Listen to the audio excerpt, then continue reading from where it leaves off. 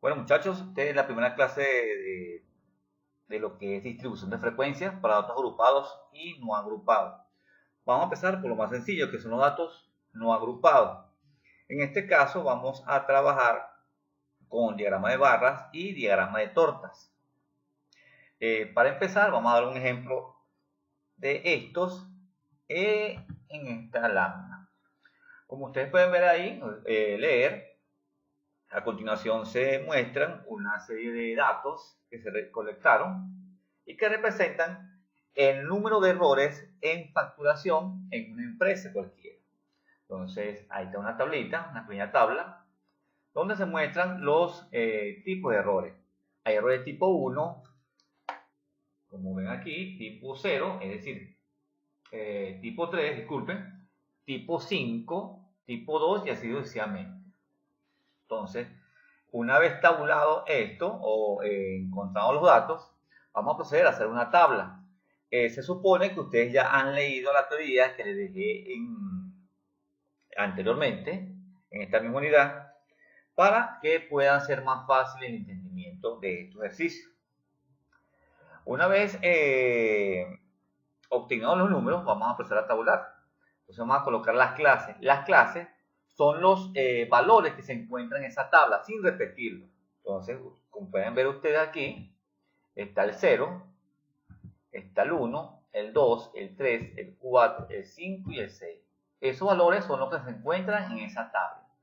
No importa que estén repetidos o no, hay que colocarse solamente una vez en la columna tipo clase. La frecuencia, como en la teoría dice, es las veces que se repite ese número en ese conjunto de datos. Por ejemplo, el número 0 se repite 7 veces, el 1 se repite 8 veces, el 2 13 veces, el 3 9 y así sucesivamente, para dar un total de 50 datos. Posterior a esto vamos a graficar uno de las gráficas, valga la repetición del término, de tortas. ¿Cómo es esto? Recuerden que una torta es un tipo de circunferencia en donde todos sus datos, en donde la circunferencia tiene como total de grados o de ángulos 360. Recuerden esto. Entonces lo que vamos a hacer es buscar una frecuencia que se llama frecuencia relativa o frecuencia porcentual, perdón, y con esto vamos a graficar según la fórmula que tenemos aquí.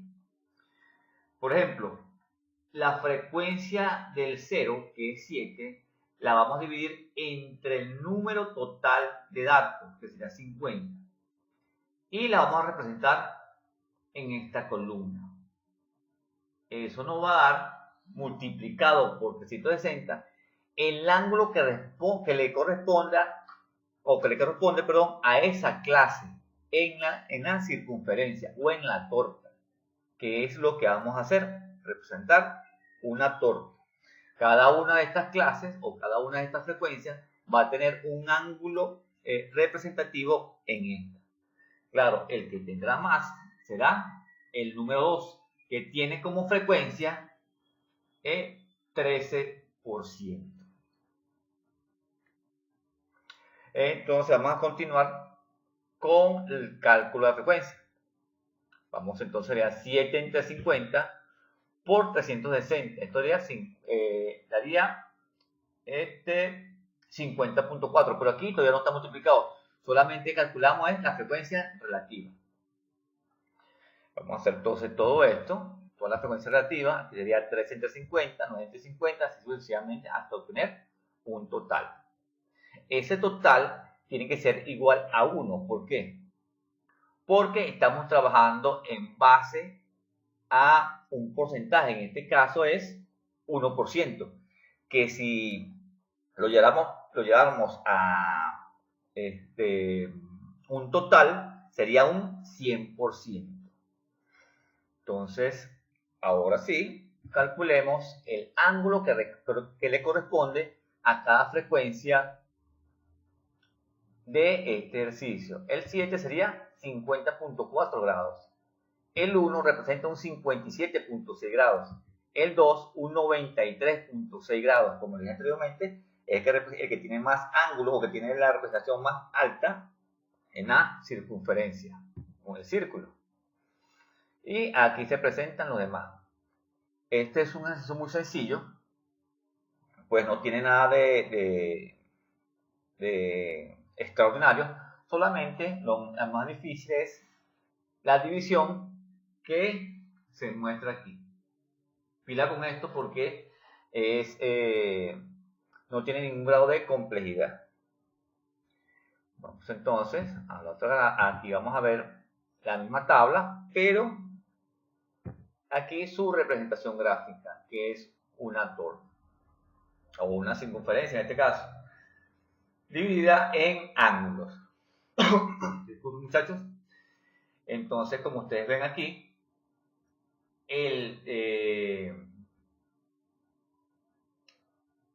pueden ver la representación gráfica de cada una de estas frecuencias. Aquí se muestra es el porcentaje. Miren bien aquí el 26%, que es esta frecuencia, que representa, como les dije anteriormente, el 26%, nos da un 93.6% de ángulo. Entonces, aquí está el ángulo, más o menos un 96%. Y así con los demás. Entonces, esta es la gráfica de sectores o de torta. Es muy sencillo. Lo que tienen que ustedes es buscar un transportador, que ya casi no se utiliza, pero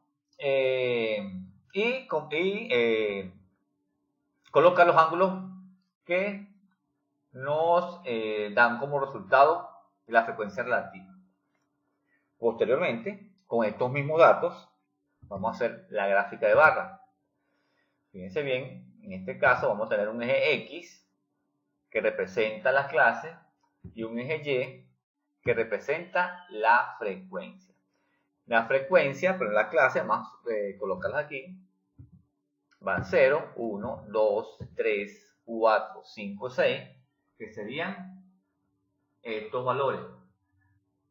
Pongan cuidado, este 0 no es el 0 de la intersección de los ejes. Este 0 es que hay un error tipo 0 o no hay errores. Vamos a colocar ahora la frecuencia que nos va a dar el alto de las barras. En este caso, la frecuencia siempre tiene que ir a escala.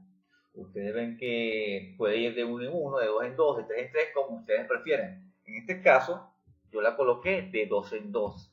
Fue más sencillo para mí. Ustedes pueden colocar de 1 en 1 y se le hace más exacta la gráfica. Aquí yo tengo que ir calculando más o menos la altura por la escala que tome. Si ustedes toman una escala de 1 en 1, se le hace más fácil porque van a tener todos los valores exactos en esta. Entonces, fíjense bien, el 0 tiene una altura de 7, que es lo que nos dice ahí. Entonces, en la gráfica de barra, la frecuencia me representa la altura. Vamos con el 1, que es 8, el 2 es 13, el 3 es 9, el 4 es 4, el 5, 5 y el 6, 4. La característica de esta gráfica es que la barra o el número de clase o la clase está en el centro de la barra. Dice aquí, está en el centro de la barra y de barra en barra hay un espacio. Ese espacio tiene que ser igual para todas las barras que tengamos en ese momento. Entonces ya tenemos dos tipos de gráficas, la gráfica de torta y la gráfica de barra. Esto se hace para datos no agrupados, es decir, cuando existan pocos datos. La gráfica de torta siempre la utilizan ustedes en la tesis de grado, cuando hacen las encuestas. ¿Por qué? Porque es más fácil distinguir los resultados de una vez, de un solo vistazo. Y son muy pocos datos lo que se van a utilizar. Siempre se utilizan en estos casos como 3 o 4 datos. Mientras la gráfica de barras se utiliza cuando tengamos más de 5 o más de 6 datos. Entonces ya es diferente, ¿verdad? Para continuar ahora, vamos a ver cómo se representa o cómo se hace cuando los datos están agrupados. Se dice que los datos están agrupados cuando existe una gran cantidad de datos y no podemos sacar esta cuenta que tenemos aquí una a una. Entonces, supóngase que aquí hay 50 datos, es muy fácil sacarla, pero ¿qué pasa si hay 300 o 400 datos? En algunos casos hay 2000 o 3000 datos, entonces hay que trabajar con datos agrupados.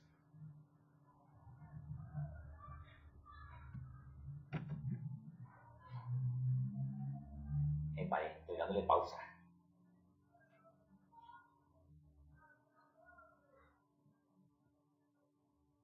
Prosigo.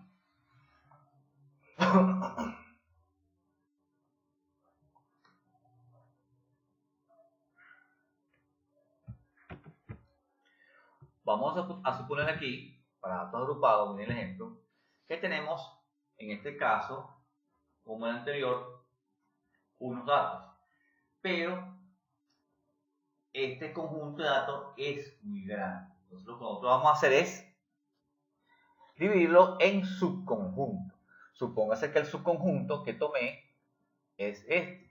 Este subconjunto va a tener las mismas características que tiene el conjunto grande o el conjunto donde lo tomé. Por el tema anterior, ya se sabe que el conjunto grande es la población y el subconjunto se puede decir que es una muestra de esta. Entonces vamos a ver cuáles son las características de este subconjunto. Este subconjunto tiene un ancho de clase. Un ancho de clase es la distancia que hay desde el primer número, que sería en este caso, por ejemplo, B1, hasta el último número, en este caso es B3. Entonces es la distancia que hay de este a este valor. En la parte izquierda, o el valor más a la izquierda, se denomina límite inferior. Y el que está más a la derecha se denomina límite superior. Se denotan con LI y LS. También hay una marca de clase o un centro de clase, que es el valor central de intervalo. Vemos ahora cómo ya tenemos el intervalo, pero ¿cuántos intervalos vamos a obtener de este conjunto? ¿O cuántos subconjuntos vamos a obtener de este conjunto? ¿O cuántas muestras vamos a obtener de esta población? Vamos a trabajar para ello con una fórmula que se llama la fórmula de Sturgeon, que está determinada por esto que está aquí, o esta fórmula que está aquí, que es 1 más 3.322 logaritmo en base 10 de n, donde n es el número total de datos. Si existen 90, entonces n va a ser 90. Si existe 100, n va a ser 100. Si existen 200, n va a ser 200. Y K me va a dar automáticamente el número de intervalos que va a tener ese conjunto o el número de subconjuntos de ese conjunto o el número de muestras de esa población. Posteriormente, vamos a necesitar un rango que es el valor mayor menos el valor menor de toda esa población o de todo ese conjunto. Y sub C, que es el ancho de clase, se calcula dividiendo el rango entre el número de intervalos. Se me pasó por alto, muchachos, que si este valor no da entero, da con decimales, entonces se aproxima, si el primer decimal es mayor o igual que 5, se aproxima al entero superior. Si es menor o igual que 5, se deja como está. No se aproxima, sino que se agarra el entero que tiene este resultado. En cambio, aquí, en el ancho de clase, sí se dejan los decimales, según cómo se esté trabajando en la tabla o en el conjunto que tenemos aquí. Si estamos trabajando con 3 decimales, serían 3 decimales. Si estamos trabajando con 4, 4. Si estamos trabajando con 2, serían 2 decimales. Entonces, para que vean un ejemplo de esto, tengan en consideración que esto lo van a hacer ustedes en la actividad, lo van a hacer a mano, un ejercicio, porque hay dos, un ejercicio a mano y uno lo vamos a hacer para trabajar en Excel. Eso van a hacer otros videos que les voy a ir explicando cómo se hace esto en Excel. Es muy sencillo, mucho más fácil que hacerlo a mano. Entonces, en la actividad van a tener dos ejercicios y se les explica qué es lo que van a hacer con cada uno de ellos. Entonces vamos a ver el ejemplo de esto. Me faltó esto, disculpen muchachos. La marca de clase o el centro de clase es el límite superior más el límite inferior entre 2. De esta manera, con el ejercicio van a ver cómo se calcula esto. Es muy sencillo. Vamos al ejemplo. Y el ejemplo nos dice, una tienda realizó un trabajo para determinar el peso de determinado artículo en las tiendas de la competencia.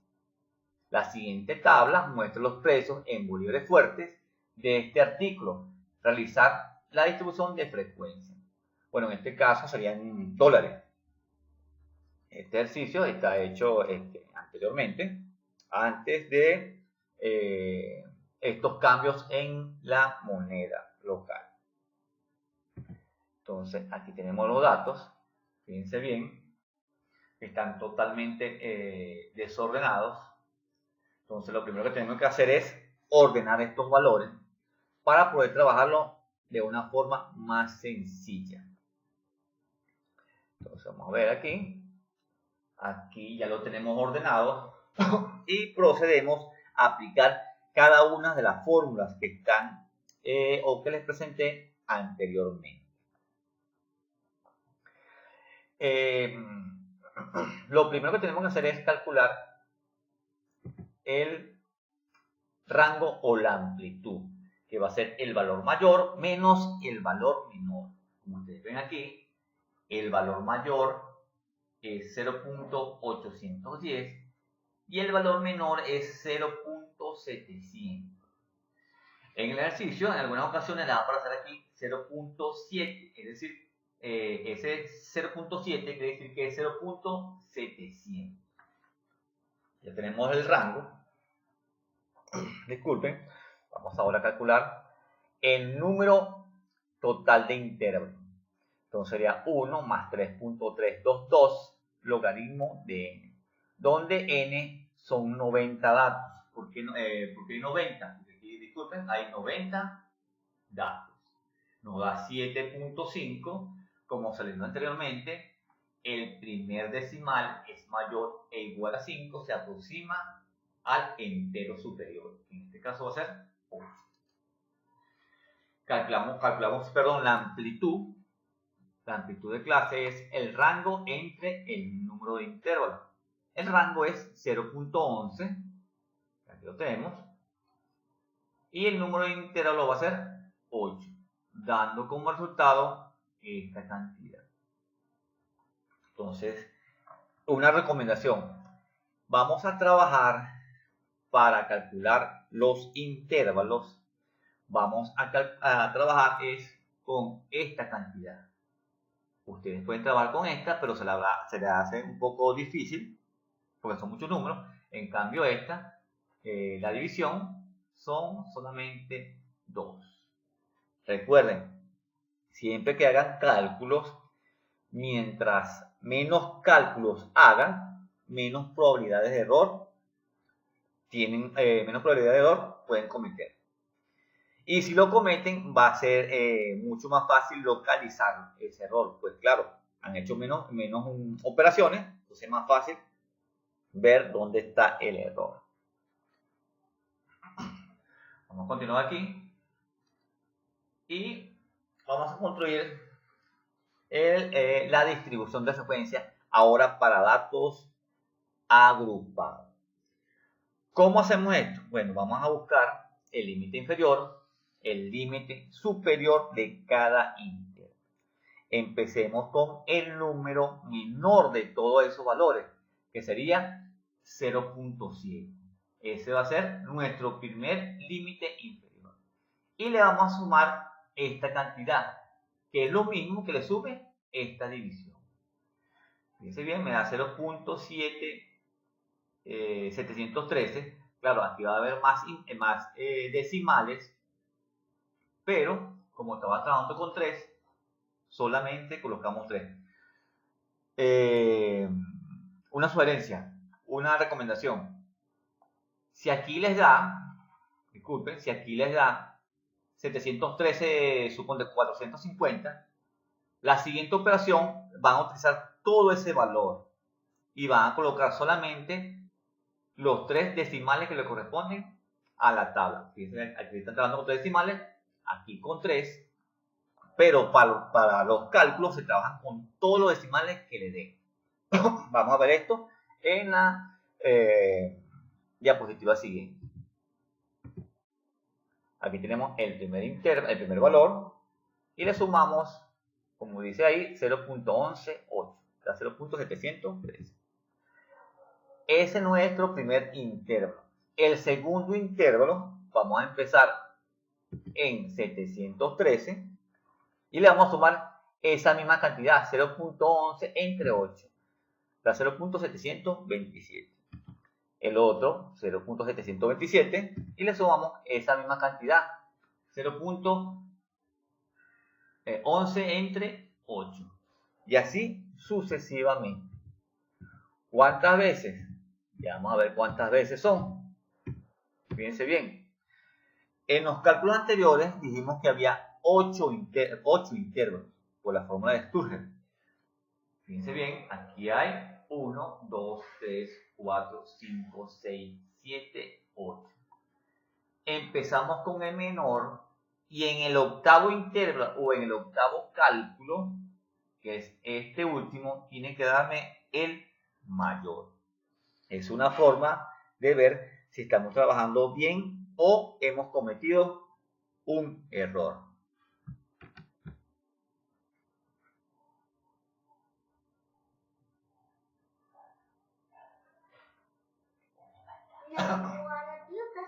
Sí. ¿Me llamas cuando termine? Sí, no, yo te amo.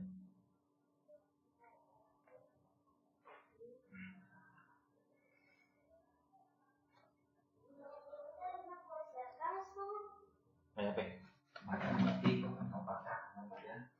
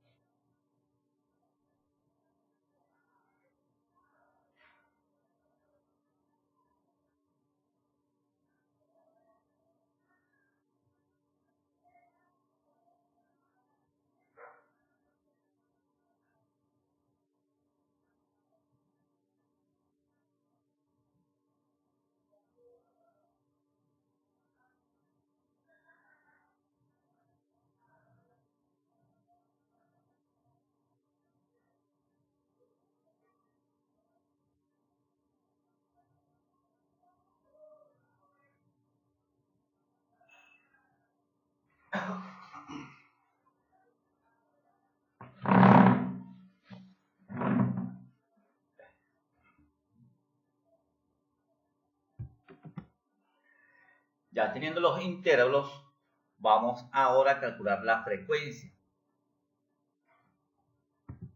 La frecuencia es la cantidad de números que están dentro de ese intervalo, incluyendo los extremos, es decir, límite inferior y límite superior. Suponte, el primer intervalo, la frecuencia es cuántos números de lo que está en la tabla están entre 0.700 y 0.713, ambos incluidos. Ustedes ven en la tabla que el único valor que está entre estos dos es 0.700. Este 722 está fuera de este rango que tenemos aquí. Y colocamos, ¿cuántos hay? 1. Ahora, contemos aquí desde 714 a 727.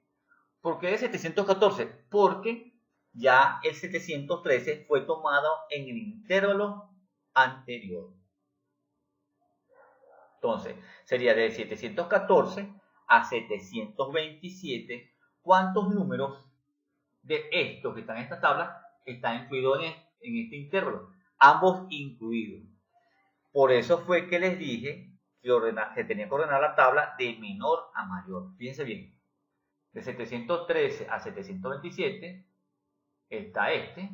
722 sería 1, 2, 3, 4, 5, 6, 7. No importa que se repita. Se cuentan. En este caso hay 7. Después aquí de 727 se toma uno más, 728 a 741. Hay 62.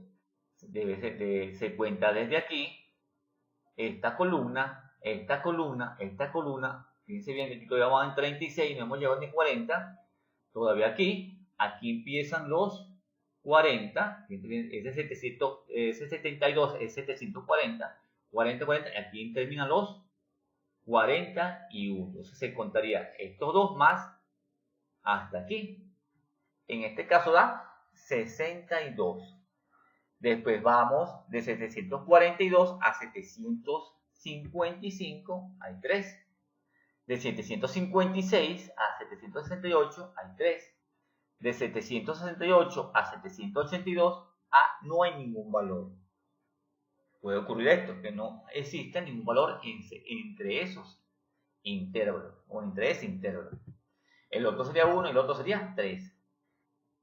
Y para finalizar, sumamos y nos tiene que dar el total de datos. Existe 90 datos. Eso fue lo que calculamos en la fórmula de Sturgeon. Y si ustedes quieren verificar, cuenten los datos que están en la tabla.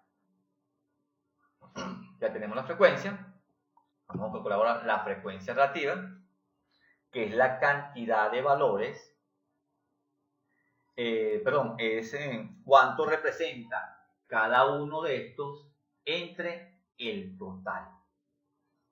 Lo que tenemos que hacer es crear 1 o una regla de 3. Si 90 es el 100%, 1 ¿cuánto es? Entonces sería 1% entre 90. Que sería 1.11, 7.78, 7.78, perdón, y así sucesivamente para cada uno de las frecuencias. Entonces ustedes ven que este cálculo es muy fácil.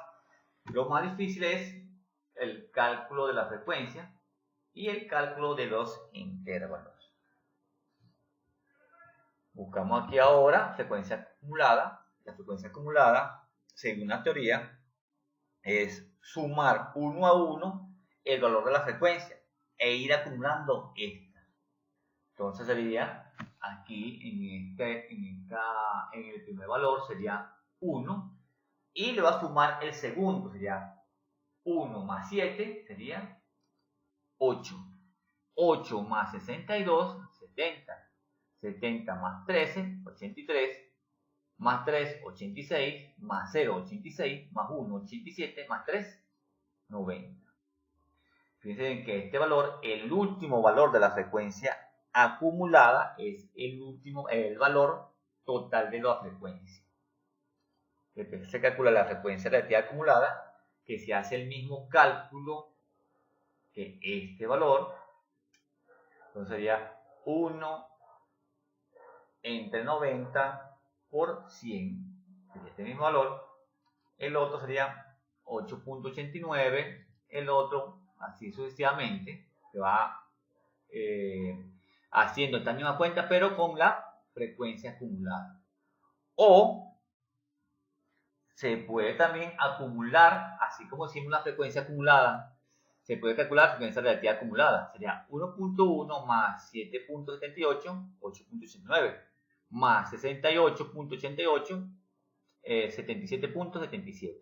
Así sucesivamente. Como se calcula la frecuencia acumulada, también se puede calcular la frecuencia relativa acumulada. Y por último, el centro de clase, que es la suma de este valor más este valor entre 2, como está aquí. Recuerden en la calculadora colocar los valores de la suma entre paréntesis y dividirlo entre 2. Recuérdense, por favor, muchachos. Colocarlos entre paréntesis, la suma, y después dividirla entre 2. Entonces aquí estamos los valores. Y aquí tenemos la distribución de frecuencia para datos agrupados. En otro video vamos a ver para qué sirve esta tabla y vamos a graficarlo. Entonces nos vemos en el próximo video, muchachos.